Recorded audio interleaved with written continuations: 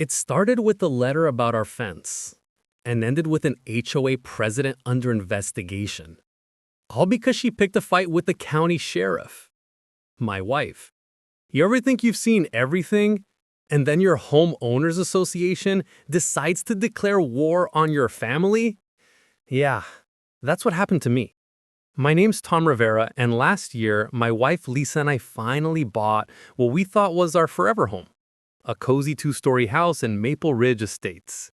It was supposed to be peaceful, quiet, and safe.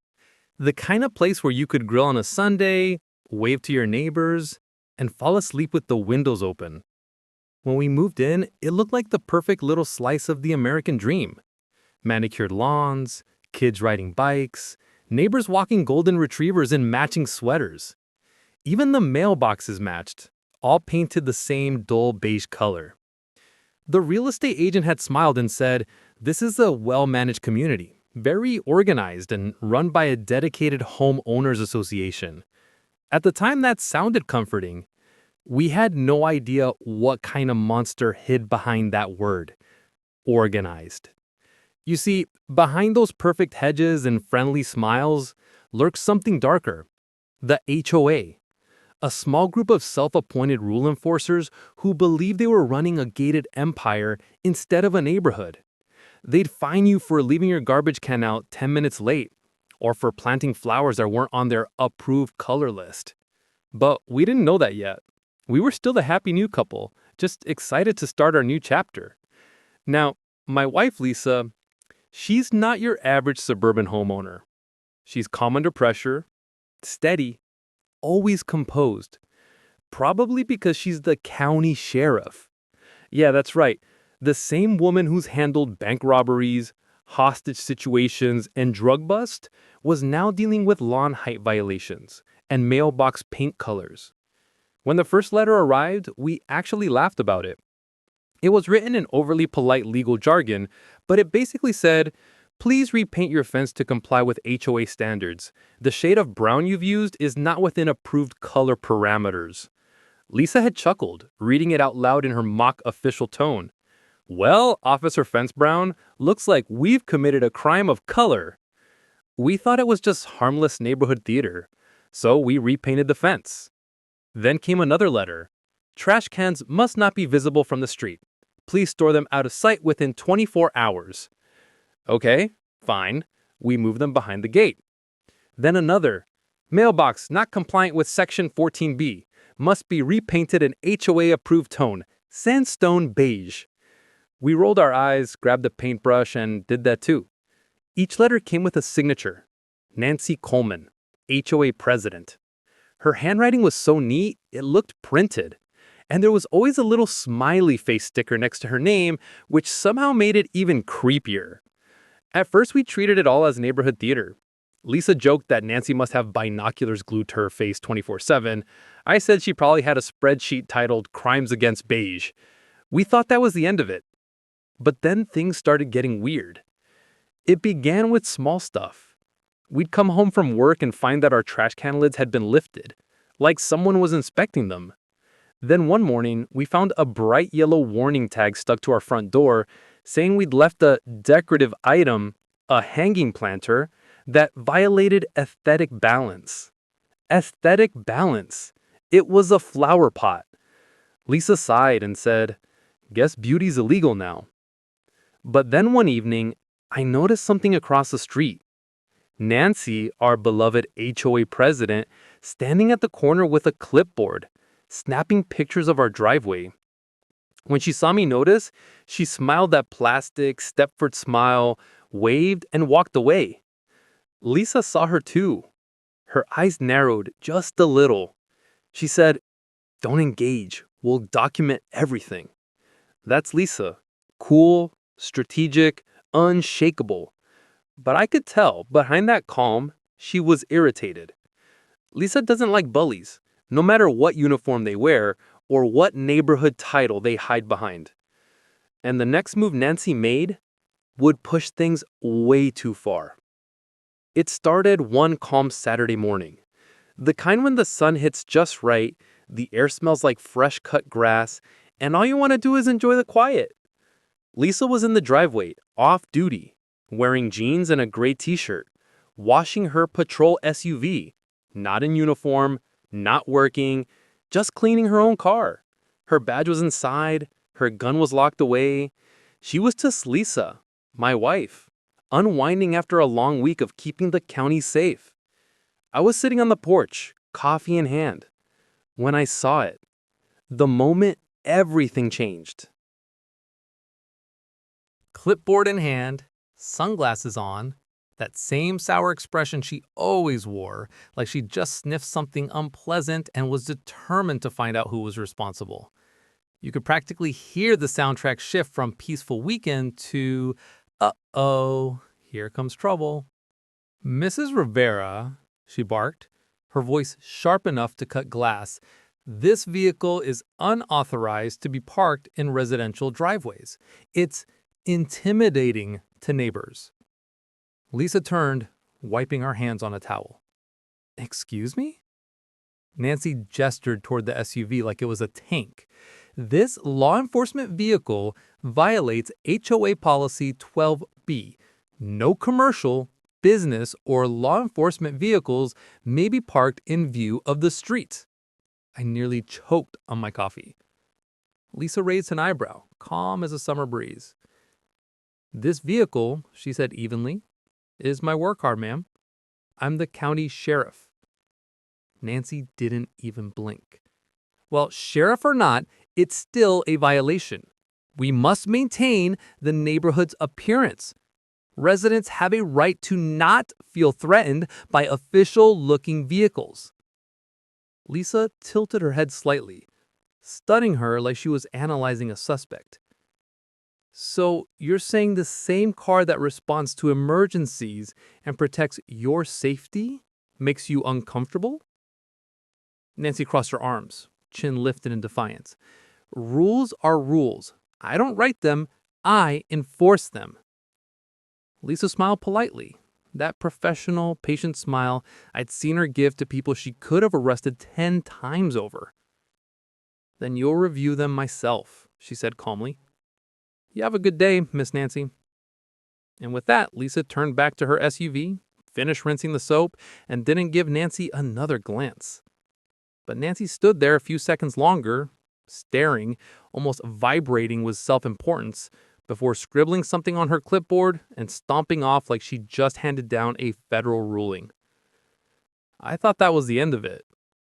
Spoiler alert, it wasn't. Over the next few days, the letters started arriving. 1, then 2, then 3. Each one printed in the same formal tone. This is a reminder that your vehicle remains in violation of HOA policy 12B. Failure to comply will result in fines. By Thursday, 2 separate fine notices were taped to our front door, $150 each. It was getting ridiculous. Lisa didn't even look angry. She just shook her head every time she saw a new envelope. It's like living next to a paper-spinning printer, except this one delivers nonsense. Still, she stayed calm. She's the sheriff. She doesn't lose her cool easily. But me, I was fuming. I wanted to march across the street and tell Nancy where she could shove her clipboard. Lisa stopped me. Tom, don't. That's what she wants, confrontation. We'll handle this by the book. And when Lisa says by the book, she means it.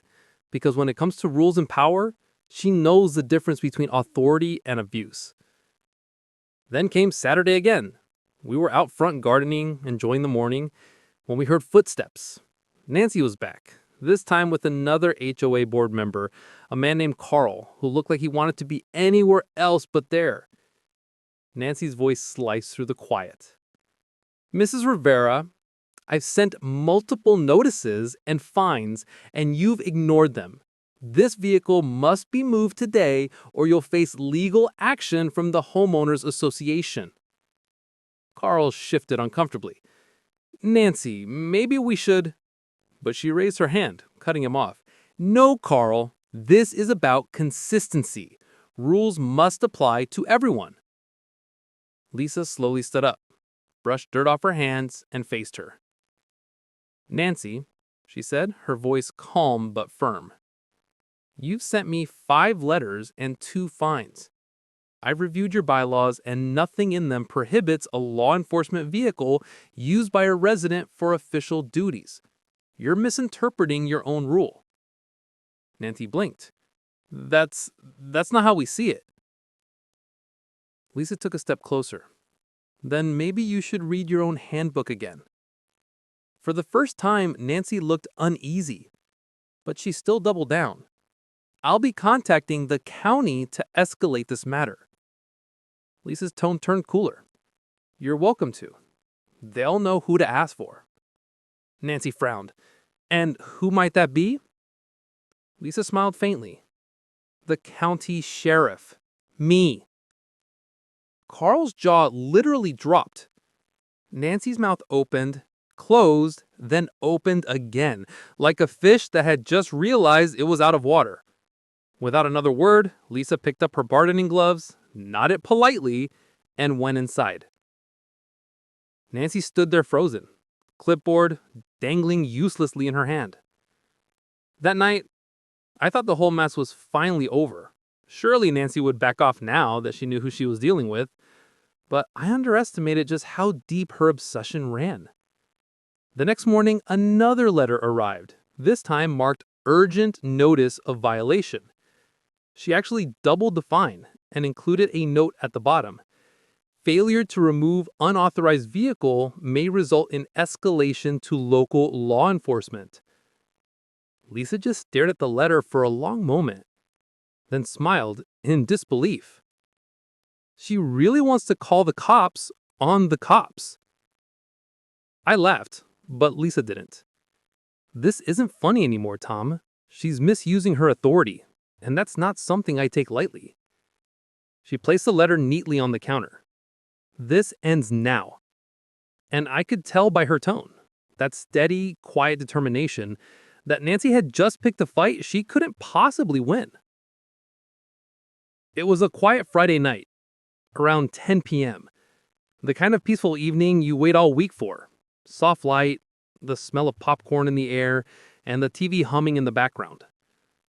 Then came the glow, a flicker of red and blue flashing against the living room walls.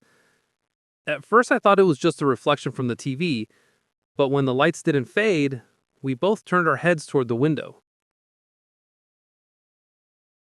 Lisa's brow furrowed. That's not one of my units, she said. I stood up, heart picking up pace, and peeked through the blinds. 2 police cruisers sat parked in front of our house, engines running, lights swirling in the darkness. I opened the door, confused, and the cool night air hit my face. One officer stepped forward, hand resting casually on his duty belt. Good evening, sir. We got a call for a disturbance, possible domestic dispute. I blinked, completely lost. What? There's no disturbance here. We were just watching TV. The officer looked at his notepad, professional but uneasy. Caller reported yelling and possible violence. Said it came from this address. Name of the caller was Nancy Coleman. Nancy. Of course. I felt my jaw tighten. Lisa gave a small, polite smile. That's right. And I'd really like to know why my own HOA is using emergency services to harass my family. You could almost feel the air change, that moment when professionalism meets shock. The officers exchanged a quick glance, like they were silently deciding who was going to speak next. Sheriff, we're sorry, the taller one stammered. We just responded to the call as required. Didn't realize... Lisa cut him off gently. I know, you're doing your job.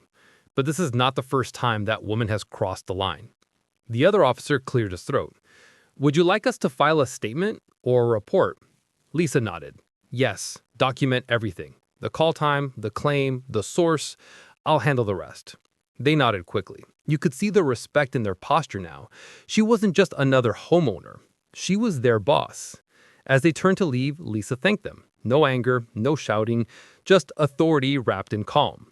But as they pulled away, I noticed movement across the street. There she was, Nancy, standing on her porch in her pink bathrobe, arms folded, lips twisted into a smug smile. Her porch light illuminated her like a villain caught mid-scene, proud of her chaos. Lisa followed my gaze. Her eyes narrowed slightly, and she whispered, "She's watching to see if we'll break." I asked quietly, "You think she called the cops just to embarrass you?" Lisa sighed, sipping her coffee. "Not think, Tom. I know. She wanted a scene. She wanted flashing lights and gossip for her next HOA meeting. And she got it, for the moment. Within 10 minutes, curious neighbors had peeked out their doors and blinds, whispering. From their angle, it looked like the sheriff herself had the cops called on her. Exactly the kind of drama Nancy fed on. When we went back inside, the house felt different. Not unsafe, just violated. It's strange how a few flashing lights can make your own living room feel like a stage. Lisa sat back down on the couch, but didn't press play on the TV. She stared straight ahead, deep in thought, her mind already working. She said quietly, "This isn't just harassment. This is abuse of public resources. False reporting. It's a crime." I nodded, still fuming. "You gonna arrest her?" She shook her head, "Not yet. First we do it right. No emotion, just evidence." That's Lisa. Methodical, fair, unstoppable when she decides something's wrong. The next morning, things got even weirder. A few neighbors approached me while I was getting the mail. "Hey Tom, everything okay last night?" One asked, trying to sound casual. I forced a smile. "Yeah, we're fine. False alarm." Another neighbor leaned in. "Nancy told everyone she heard shouting, said it sounded violent." I almost laughed. "You've met Lisa, right? The woman who negotiates hostage crisis without raising her voice?" He shrugged awkwardly. "You know Nancy. She loves to manage things." That was putting it mildly. By the time I got back inside, Lisa was already at her desk, typing fast, scanning documents, replaying the body cam footage the responding officers had shared for her records. She said without looking up, "County dispatch confirmed. Nancy reported a domestic dispute with possible physical harm. That's a serious charge." And she did it knowing it wasn't true. Her tone was calm, but her eyes were sharp, like a storm waiting for the right moment to strike. I sat beside her quietly. "What's the plan?" She leaned back, folding her arms. "We build a file. Every letter, every fine, every false call. When we're done, she won't be able to bully anyone again." That night, around sunset, we caught Nancy doing something that sealed her fate. From the window, we watched her walking slowly in front of our house again, phone out, snapping pictures of our driveway, of Lisa's patrol SUV, even of the number on our mailbox. Lisa took out her own phone, recorded everything in silence, and said softly, "She's playing a game she doesn't understand." Her voice was low, not angry, just certain, like a judge reading a verdict that's already decided. That was the moment I realized Nancy thought she was running a neighborhood, but she just picked a fight with the law itself. And this time, Lisa wasn't just going to ignore it. This time, the sheriff was going to take back her peace and make sure no one else ever got harassed again. The next morning, Lisa went full sheriff mode. Not angry, not vengeful, just precise. That's the thing about my wife. When someone crosses a line, she doesn't shout, she documents. She woke up early, tied her hair back, and said calmly, "Tom, it's time we stop reacting and start recording." And that's exactly what she did. She set up a folder on her laptop labeled HOA Harassment Evidence. Every letter Nancy had ever sent went inside. Every fine notice, every text, every warning, scanned, dated, and categorized. Lisa even started recording phone calls, legally, of course. She'd say, "This call is being recorded for record purposes." And you could hear Nancy's voice tighten like she'd just been cornered. Then Lisa went deeper. She requested copies of HOA meeting minutes, budgets, and bylaws from the county clerk's office. Most people wouldn't even think to do that, but Lisa knew how these systems worked. And what she found? Let's just say it wasn't pretty. Turns out, Nancy had been running the HOA like her own little private kingdom. She was collecting extra fees from homeowners, charges that never appeared in the official reports. She'd fine people for violations that weren't even in the bylaws, like excessive vehicle presence or overly bright porch lights. Worse, she'd been using HOA funds to pay for her personal expenses, everything from landscaping her own yard to buying decorations for community events that never actually happened. Lisa looked up from the papers one evening and said, "Tom, this isn't an HOA. This is a shakedown with garden gnomes." We both laughed, but deep down, I knew this was serious. Nancy wasn't just being petty. She was breaking the law. Lisa gathered everything: bank statements, copies of forged fee letters, even testimonies from a few brave neighbors who'd also been targeted. Then she brought the entire file to the county legal department and filed a formal complaint.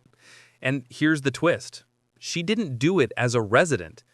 She did it as the county sheriff. 2 weeks later, Maple Ridge Estates got the shock of its life.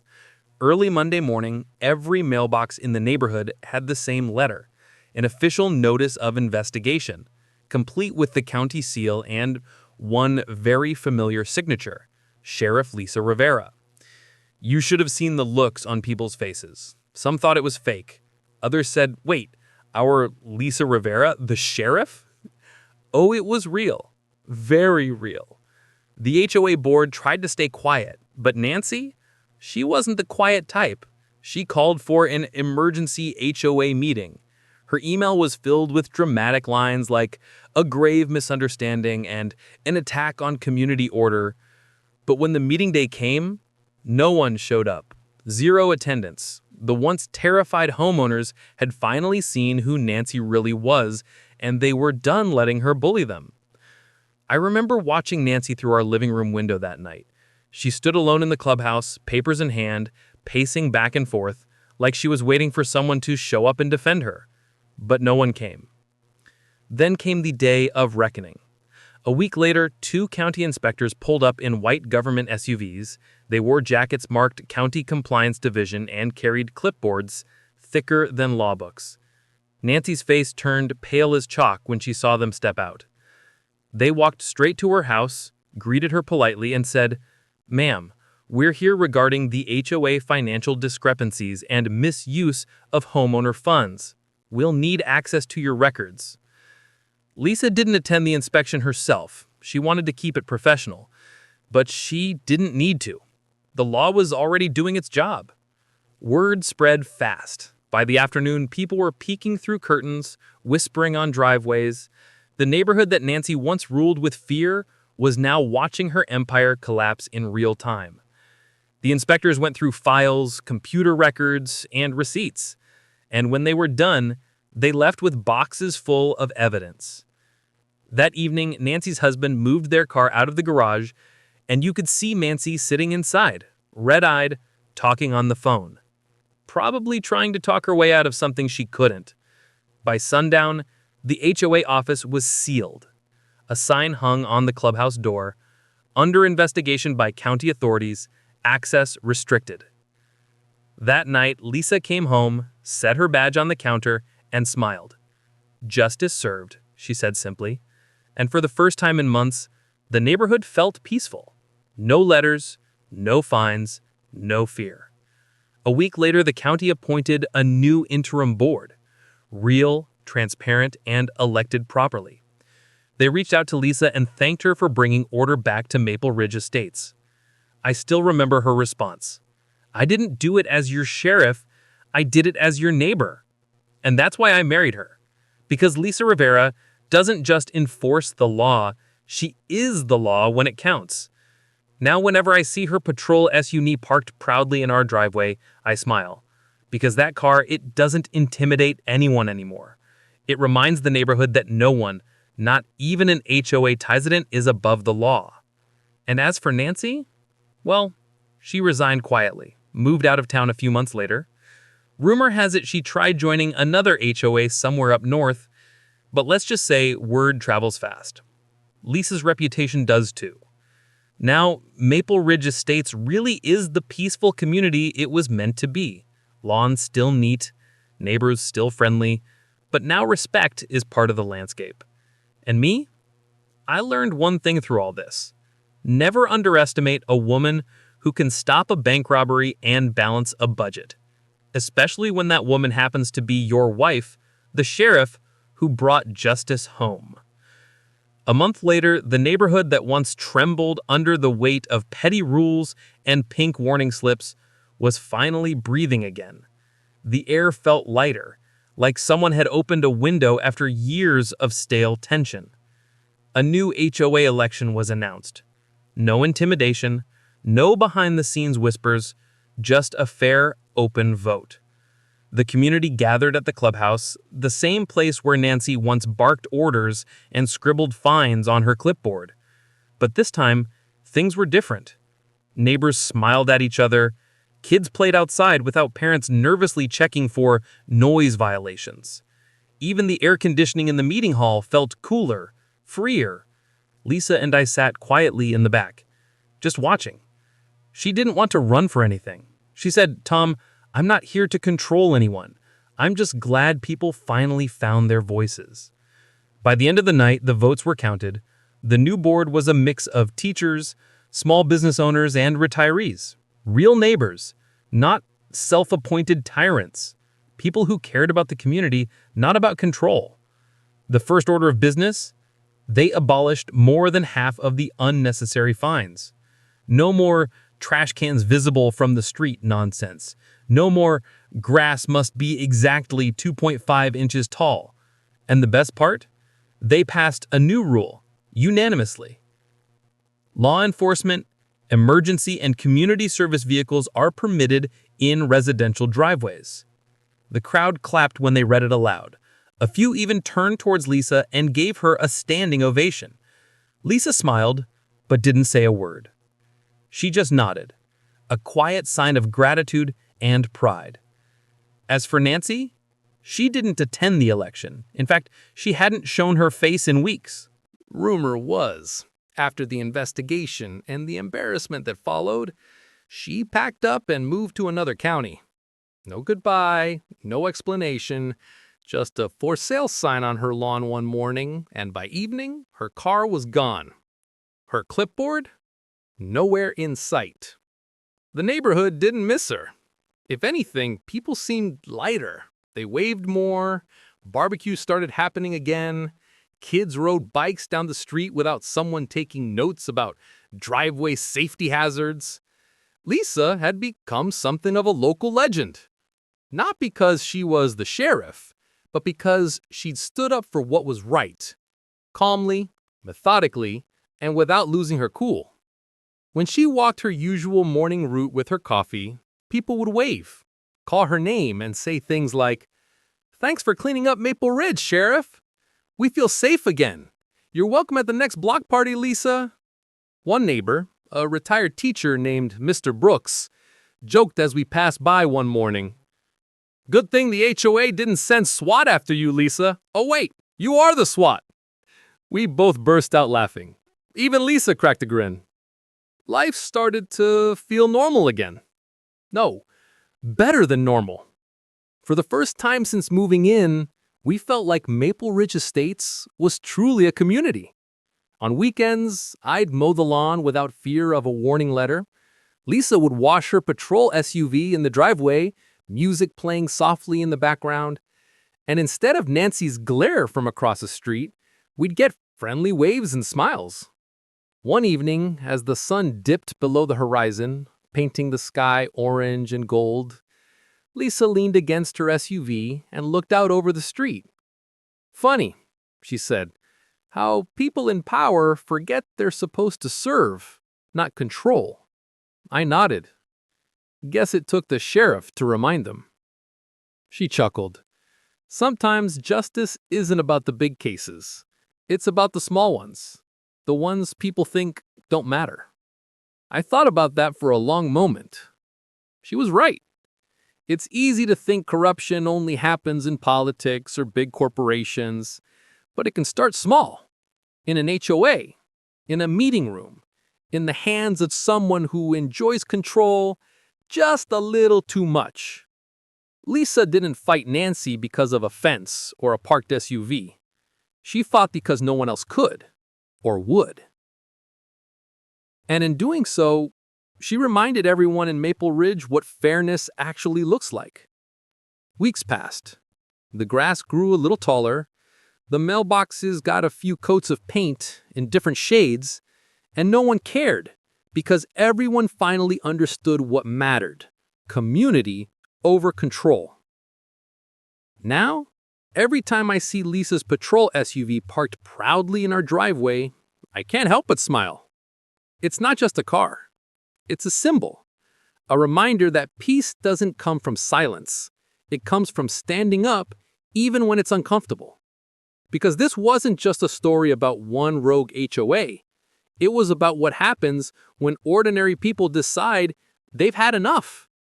It's about drawing a line and saying no more. About realizing that rules aren't meant to cage you, they're meant to protect you. And when the people enforcing them forget that, it takes courage to set things right.